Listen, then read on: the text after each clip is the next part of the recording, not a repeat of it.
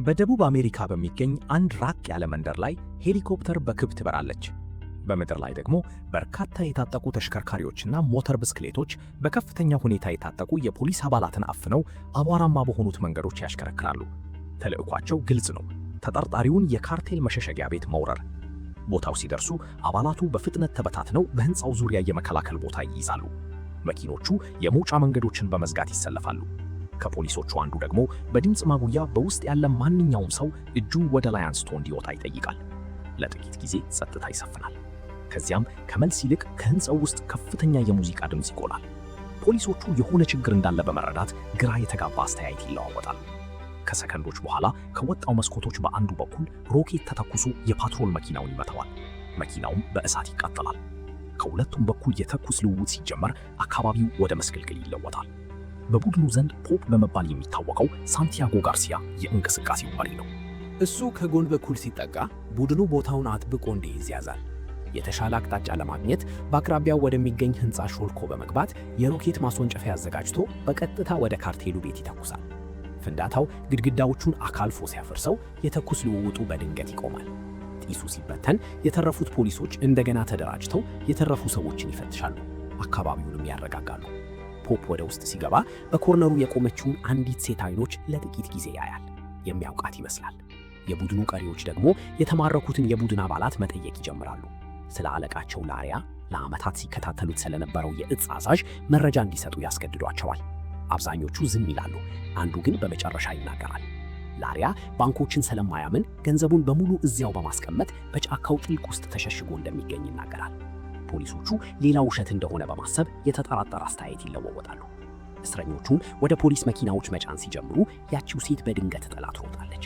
ፖፕ ወዲያውኑ ምላሽ በመስጠት ይከተላታል። የሞተር ብስክሌት ፖሊሶች እሱን ተከተለው ይገባሉ። ነገር ግን ፖፕ እሷ ቀድማ እንድትሄድ የተሳሳተ አቅጣጫ በመስጠት በፍጥነት ያዞራቸዋል። ማሳደዱ በጠበቡት የጓሮ መንገዶችና በተሰባበሩ ደረጃዎች ውስጥ ያልፋል። ፖፕ እሷን ለመከተል ይታገላል። እሷ አካባቢውን ከሱ የተሻለ እንደምታውቀው ግልጽ ነው። ከጥቂት ደቂቃዎች በኋላ ከሕንፃ ላይ ዘልላ በመሰወር ትሰወራለች። እሱ በከፍተኛ ሁኔታ እየተነፈሰ እሷን እንዳጣት አምኖ ለቡድኑ በራዲዮ ያሳውቃል። ከጥቂት ደቂቃዎች በኋላ በከተማው ማዶ ወደሚገኝ አስቸጋሪ መንደር የሚወስደውን ታክሲ አስቁሞ ይሳፈራል። እዚያ ሲደርስ ሽጉጡን ለመሸፈን ሲል ቬስቱን ደብቆ ሸሚዙን ያወጣል። ከተበላሹት አፓርታማዎች በአንዱ ውስጥ ያቺውን ሴት እየጠበቀችው ያገኛታል። ሴቷ የፖፕ መረጃ አጋሪ እንደሆነች ይታወቃል። እሱ በተለይ ከወረራው እንድትርቅ አስቀድሞ አስጠንቅቋት ሳለ ለምን እዚያ እንደነበረች ወዲያውኑ ይጠይቃታል። ታናሽ ወንድሟ በውስጥ እንደነበረና እሱን ለማስወጣት እንደሄደች፣ ነገር ግን በጊዜ ልትደርስ እንዳላቻለች ታስረዳዋለች። ከተያዙት መካከል እሱ አንዱ ነበር። በወንድሟ ላይ ምን ሊደርስ እንደሚችል በመስጋት ፖፕ እንዲረዳት ተማጠነዋለች። ሲነጋገሩ ትልቅ ነገር ታምናለች። በቅርቡ በካርቴሉ ውስጥ ከፍተኛ ደረጃ ላይ በመውጣቷ አሁን ላሪያ በትክክል የት እንደተሸሸገ ታውቃለች። በካርቴሉ ውስጥ ካደገች ወዲህ በቀጥታ ለላሪያ ገንዘብ ስታጓጉዝ ነበር። ገንዘብ የተሞሉ ቫኖችን በጫካው ጥልቅ ውስጥ ወደሚገኘውና በከፍተኛ ሁኔታ ወደሚጠበቀው መሸሸጊያው ታጓጉዝ ነበር። በተጨማሪም የፖሊስ ኃይሉን እኩሌታ በኪሱ እንዳስገባ፣ ለዚህም ነው ለነዚህ ሁሉ ዓመታት ያልተያዘበት ምክንያት እንደሆነ ታናገራለች። ከሚነጋገሩበት መንገድ በመነሳት ግንኙነታቸው ከመረጃ አጋሪና ከተቆጣጣሪነት በላይ እንደሆነ ግልጽ ነው። ከዚያም ትዕይንቱ የቀድሞ የልዩ ኃይል ሰርጀንት ማጆር ወደ ሆነው ዊሊያም አይረንሄድ ሚለር ይቀየራል። ከአገልግሎት ከወጣ ወዲህ ሌሎችም ተመሳሳይ ሽግግር እንዲያደርጉ ለመርዳት ሲሞክር ቆይቷል። ለወጣት አዲስ ገቢዎች ከውጊያ በኋላ ስላለው ሕይወት የማበረታቻ ንግግሮችን ይሰጣል። ከንግግሩ በኋላ ፖፕ በጸጥታ የቀረበ ጥያቄ ይዞ ይቀርብለታል፣ ላሪያን ለመጣል እንዲረዳው። አይረንሄድ በጥንቃቄ ያዳምጣል። ተጠራጣሪ ቢሆንም ፍላጎት አድሮበታል። ለፖፕ ሬድ ፍላይን ማስገባት ከተቻለ እኔ አለሁበት ይለዋል። ከዚያም ሌላው የቀድሞ የልዩ ኃይል ካፒቴን ወደ ሆነው ቶም ሬድ ፍላይ ዴቪስ እንቀየራለን። ጡረታ በጥሩ ሁኔታ አልቀበለውም። ተፋቷል። እንደ ሪል ስቴት ወኪል ገቢ ለማግኘት ይታገላል። እንዲሁም ከታዳጊ ሴት ልጅ እየራቀ መጥቷል። ፖፕ ሲመጣ ስለ ክፍያው እስኪሰማ ድረስ ፍላጎት ያለው አይመስልም። ፖፕ ኤጀንሲው ወረራውን እንዳጸደቀና እያንዳንዱ ሰው ለሥራው $17,000 እንደሚያገኝ ያብራራል። ሬድ ፍላይ እንደሚያስብበት ይናገራል። በቤን የቦክስ ግጥሚያ ላይ እንደገና ለመገናኘት ያቅዳሉ። የድሮ ቡድን አባል የሆነው ቤን አሁን ለኑሮ ሲል ተወዳዳሪዎችን ያሰለጥናል። ግጥሚያው ከመጀመሩ በፊት ቡድኑ የቀድሞ ፓይለታቸው ከነበረው ካትፊሽ ጋር ይገናኛል። እሱም ቢሆን ስለ ጥያቄው ተጠራጣሪ ነው። በተጨማሪም ኮኬይን ሲያቀደስ በመያዙ ፈቃዱ ስለተሰረዘ መርዳት እንደማይችል ይናገራል። ነገር ግን ፖፕ ይህ ችግር እንደማይሆን ይነግረዋል። በግጥሚያው ወቅት ሁሉም ሰዎች በመጨረሻ እንደገና አብረው ይሆናሉ። ዕድሜያቸው ገፍቷል፣ ከባድ ሆነዋል፣ ነገር ግን አሁንም በዓመታት አገልግሎታቸው የተሳሰሩ ናቸው።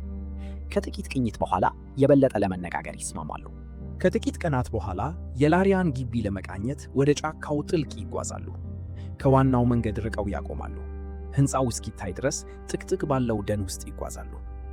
ጠባቂዎችን፣ መኪኖችንና የላሪያ ቤተሰብ ይመስል የነበሩትን ያስተውላሉ። አንዳንዶቹ የቤተሰብ ቤትን መውረር በሚለው ሐሳብ ላይ ባለመመቸት ያነካክሳሉ። ነገር ግን ፖፕ ያረጋጋቸዋል። በየእሁዱ ጠዋት የላሪያ ቤተሰብ በከፍተኛ ጥበቃ ወደ ቤተ ክርስቲያን ይሄዳል። የሚያጠቁት ያኔ ነው። ምንም ሲቪል አይኖርም፣ አነስተኛ መቋቋም ብቻ።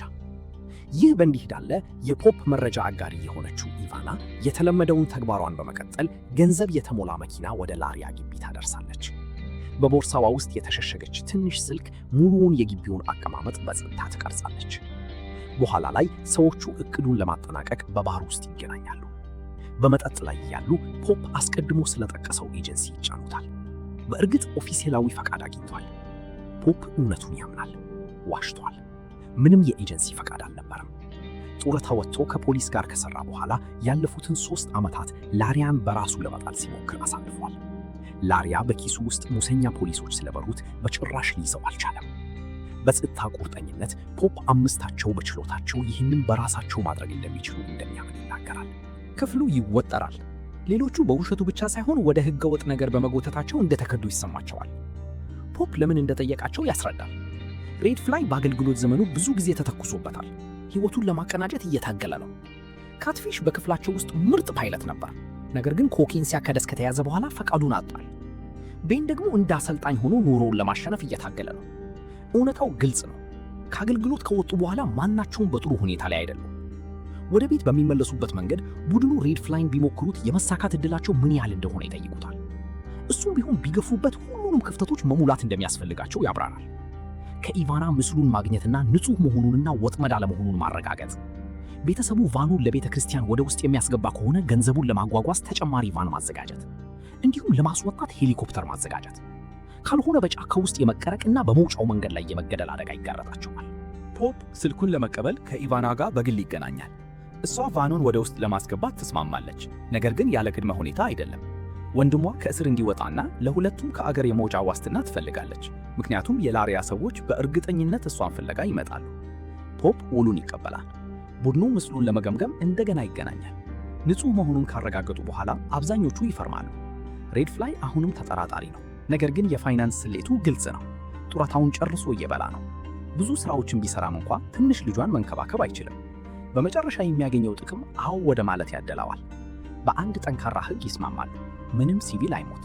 ተልእኮ በጥብቅ ላሪያን መግደልና ገንዘቡን መውሰድ ብቻ ነው። ቤተሰቡ ወደ ቤተ ክርስቲያን ካልሄደ ወይም ማንኛው ነገር የተሳሳተ መስሎ ከተታየ ያቋርጣሉ፣ ይሄዳሉ። በእቅዱ ላይ ከገፉ የገቡትን ቃል ኪዳን እንደሚያፈርሱ ይጠቁማል። ስለዚህ ማንኛውም ሁለተኛ ሐሳብ ያለው ሰው የመመለስ ዕድል ይሰጠዋል። አይረንሄድ ገንዘቡ ካላቸው ፓይለት ማዘጋጀት እንደሚችል ካረጋገጠ በኋላ እቅዱ ይጸናል። የማሳያ ጊዜ ነው። በዝናባማው ጫካ ውስጥ ቤተሰቡ በጠባቂዎች ታጅቦ በመጨረሻ ወደ ቤተ ክርስቲያን እስኪሄድ ድረስ ይጠብቃሉ። መኪኖቹ ሲወጡ ሁሉም ትንሽ ዘና ይላሉ። ላሪያ ከነሱ ጋር የለም። ይህም ማለት ኢላማቸው አሁንም በውስጥ አለ። የሕንፃው ጥበቃም ቀላል ነው። ኢቫና በተጨማሪው መኪና ትደርሳለች። በፈጣን ማሳመን ጠባቂው እንዲያሳልፋት ታደርጋለች። ቫኑን በግቢው ውስጥ አቁማ ትሰወራለች። ሁሉም ነገር በቦታው ሲሆን ቡድኑ ይንቀሳቀሳል። ጠባቂዎችን አንድ በአንድ ያወጣሉ። አስራው አስከሬኖችን ይደብቃሉ። ለጥቂት ጊዜ ሁሉም ነገር እንደ እቅዱ ይሄዳል። ከዚያም አንድ ጠባቂ ሳይጠበቅ ይታያል። ማስጠንቀቂያ እንዳይሰጥ እግሩ ላይ ለመተኮስ ይገደዳሉ። ድምፁ ላሪያን ያነቃቃዋል። ነገር ግን ቡድኑ አሁንም የቁጥር ብልጫ አለው። ቤቱን ያጸዳሉ፣ ክፍሎችንና ኮርነሮችን ይፈትሻሉ። በመጀመሪያ የላሪያ ወይም የገንዘቡ ምልክት የለም። ሰዎቹ ወጥመድ ውስጥ እንደገቡ መፍራት ይጀምራሉ። ምናልባት ኢቫና የተሳሳተ መረጃ ሰጥታቸው ይሆናል። የመውጫ ዕቅድ ማውጣት ሲጀምሩ ፖፕ አንድ ነገር ያስታውሳል። ሕንፃው ራሱ ካዝና ነው።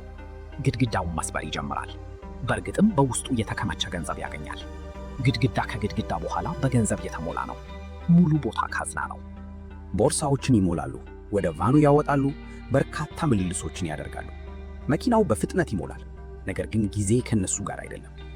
ለመጨረሻ ምልልስ ሲዘጋጁ ሬድ ፍላይ ሌላ ግድግዳ ይከፍታል። የበለጠ ይፈልጋሉ፣ ነገር ግን መቆየት አይችሉም።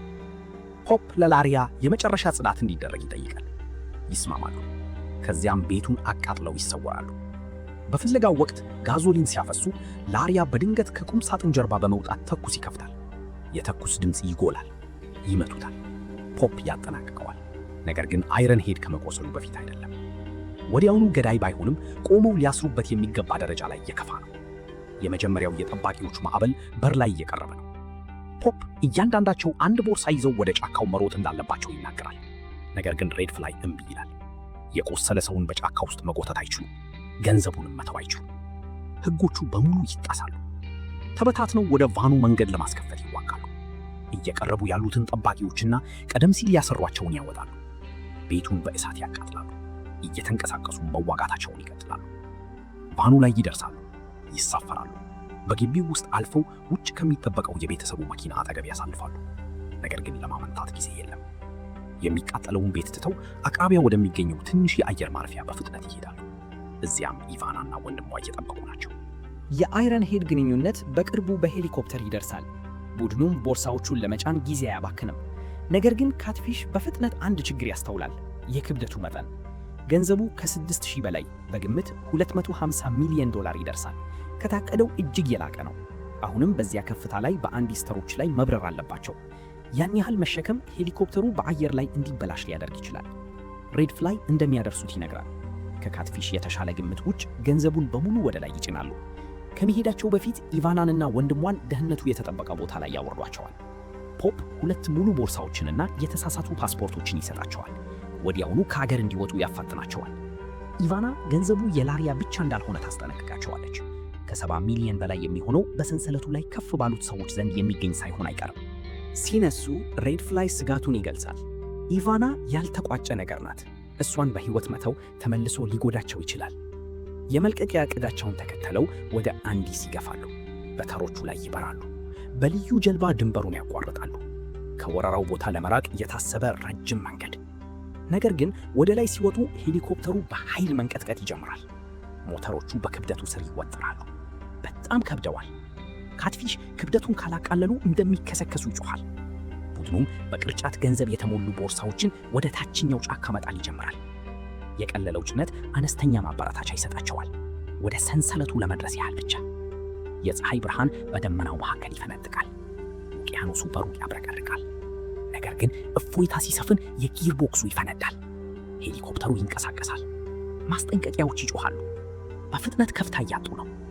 ካትፊሽ ቀደም ሲል ያሳለፉትን ትንሽ የእርሻ መሬት በማስታወስ ሄሊኮፕተሩን ያዞረዋል። የመጠረፋቸው ብቸኛ ዕድል። ነገር ግን ገንዘቡን የተሸከመው የውጭ መንጠቆ አይለቀቅም። ቤን በእጅ ለመንቀል ወደ ታች ይወርዳል። በሄሊኮፕተሩ ስር በአደገኛ ሁኔታ ይንጠለጠላል። ከመከሰከሱ ሰከንዶች በፊት ይዘላል። ካትፊሽ ሄሊኮፕተሩን በጎን ያዞረዋል። ግጭቱን ማቃለል ይቻላል። ግጭቱ ከባድ ነው። ነገር ግን የሆነ ሆኖ ሁሉም ይተርፋሉ። ከግጭቱ አቧራ ሲበተን በርካታ ገበሬዎች ይታያሉ። በተበተነው የገንዘብ መረብ ውስጥ ይቆፍራሉ። ሬድ ፍላይ የወደቁበትን ነገር በፍጥነት ይረዳል። የኮኬይን እርሻ። ነገሮች ከተበላሹ ቤንና ካትፊሽ ከፍ ባለው ቦታ ላይ እንዲይዙ ያዛል። ፖፕ እና ሬድ ፍላይ መሳሪያዎቻቸውን ደብቀው ወደ ሰዎቹ ይሄዳሉ። ነገሩን ለማቀዝቀዝ ይሞክራሉ። በመጀመሪያ ሰላማዊ ነው፣ በማያውቋቸው ሰዎች መካከል የሚደረግ አነስተኛ ጨዋታ። ነገር ግን በቅርቡ ውጥረቱ ይጨምራል። ገበሬዎቹ ይጠራጠራሉ። ከነሱ አንዱ በድንገት ወደ አንድ ነገር ይደርሳል። ሬድ ፍላይ ተደናግጦ ተኩስ ይከፍታል። በምስቅልቅሉ ውስጥ በርካቶቹን ይገድላል። ፖፕ ሁኔታውን ለመቆጣጠር ወዲያውኑ ይገባል። በቡድኑ ውስጥ ወዳለው አረጋዊ በመጠጋት ለቤተሰቡ ካሳ ገንዘብ ያቀርባል። ጭነታቸውን የሚሸከሙ በቅሎዎችንም ይገዛል። በጥቅጥቅ ባለው ጫካ ውስጥ ይጓዛሉ። እንዳይታወቁ በጥንቃቄ ይንቀሳቀሳሉ። ጉዞው ከባድ ነው። በጥልቅ ወንዞች ውስጥ ያልፋሉ። በድንጋያማ ቦታዎች ላይ ይጓዛሉ። በከፍተኛ ቅዝቃዜ ውስጥ ይሰፍራሉ። እሳትን ለማንደድ አይደፍሩም፣ ጢሱ አሳልፈው እንዳይሰጣቸው በመፍራት። ከቀናት በኋላ ወደ አንድ ገደል ጫፍ ይደርሳሉ። ወደ ታች ሲወርዱ አንዷ በቅሎ ትንሸራተታለች። ከተሸከመቻቸው ቦርሳዎች በሙሉ ጋር ከጫፉ በላይ ትወድቃለች። ውጥረት ወዲያውኑ ይነሳል። ስሜቶች ይነሳሉ። ቡድኑ መከራከር ይጀምራል። እያንዳንዱ ለኪሳራው ሌላውን ይወቅሳል። ካትፊሽ ገብቶ ሁሉንም ማረጋገጥ ይቻለዋል። ወረደቱንም ይቀጥላሉ። ወደ ተራራው ግርጌ ሲደርሱ ድካም ይሰፍናል። የቀሩትን ቦርሳዎች ወደ ገደሉ ያወጣሉ። ቀሪዎቹን በቅሎዎችን ይለቋቸዋል። ያንን ሌሊት በሰንሰለቱ ላይ ይሰፍራሉ። በሚቀጥለው ጠዋት ገንዘቡን ማውረድ ሲጀምሩ ከላይ ተኩስ ይነሳል። ለመሸሸግ ይበታተናሉ። ሬድ ፍላይ በሩቅ ያለውን ሰው አይቶ በአንድ ጥይት ያወጣዋል።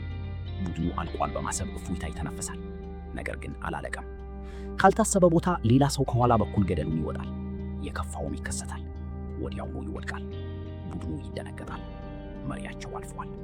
በአይረን ሄድና በወንድሙ መካከል ቁጣ ይገነፍላል። ክርክሩ ፖፕ ገብቶ እስከሚለያያቸው ድረስ ወደ አካላዊ ውጊያ ይቀየራል። ተኳሹ ከእርሻው የመጣ ሰው እንደነበረ ያብራራል። ለአበቀል ዕድሉን እየጠበቀ ለቀናት ሲከታተላቸው ነበር።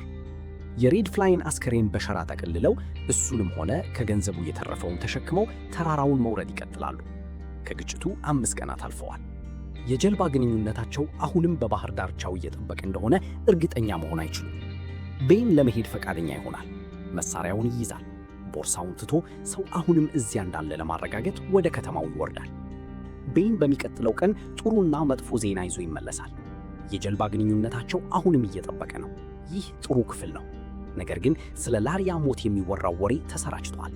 አሁን ደግሞ ሙሉ ሰራዊት እያደናደናቸው ነው። ሁሉንም ነገር መውሰድ እንደማይችሉ በመረዳት ቅድሚያ የሚሰጡትን ነገሮች ያስተካክላሉ። ሬድ ፍላይን መተው ባለመፈለጋቸው ሊሸከሙት የሚችሉትን ገንዘብ ይጭናሉ። ቀሪውን ደግሞ በተራራዎች ውስጥ ወዳለው ጥልቅ ስንጥቅ ይጥሉታል። ዳግመኛ አይታይም። እንዳይታወቁ በሌሊት ይንቀሳቀሳሉ። ቤን የጀልባው ግንኙነት እንዳይሄድ ለማረጋገጥ አስቀድሞ ይወጣል። ነገር ግን እድል ከነሱ ጋር አይደለም። በቅርቡ ይታያሉ። ነገር ግን ታዳጊ ወጣት ብቻ ነው። እንዲረጋጋ ለማድረግ ይሞክራሉ። ነገር ግን ቦታቸውን በራዲዮ ያስታውቃል። ሽፋናቸውን ያጋልጣል። መኪናውን ይዘው በፍጥነት ይሄዳሉ። እስከ ንጋት የሚያስኬድ ከፍተኛ ፍጥነት ያለው ማሳደድ ይነሳል። በመጨረሻ ባህር ዳርቻው ሲደርሱ የጠላት መኪኖች ከኋላቸው ናቸው። ቤን በትንሽ ጀልባ ወደሱ ይወደደራል። ሌላ አማራጭ ባለመኖሩ የሬድ ፍላይን አስከሬን እየጎተቱ በቀጥታ ወደ ውሃ ውስጥ ይነዳሉ። ወደ ጀልባው ይዋኛሉ፣ ይሳፈራሉ፣ ወደ ባህሩ ይሰወራሉ። በባህሩ ላይ ባለው ቦታ ላይ የተረፈውን ይቆጥራሉ። ጥቂት $5 ሚሊዮን። በወደፊት 5 ቦታ ሲከፈል እያንዳንዳቸው 1 ሚሊዮን ያገኛሉ። ቀደም ሲል ከያዙት 250 ሚሊዮን ጋር ሲነጻጸር ጥቂት ሳንቲሞች ብቻ ናቸው። ነገር ግን የጥፋተኝነት ስሜት ይከብዳል። በነጠላ እያንዳንዱ ሰው ድርሻውን ለሬድ ፍላይ ቤተሰብ ይፈርማል። ምንም ሳይዙ ይወጣሉ። በጸጥታ ይለያሉ። ከመሄዳቸው በፊት አይረን ሄድ የታጠፈ ወረቀት ለፖፕ ይሰጠዋል። የጂኦግራፊያዊ መጋጠሚያዎች ስብስብ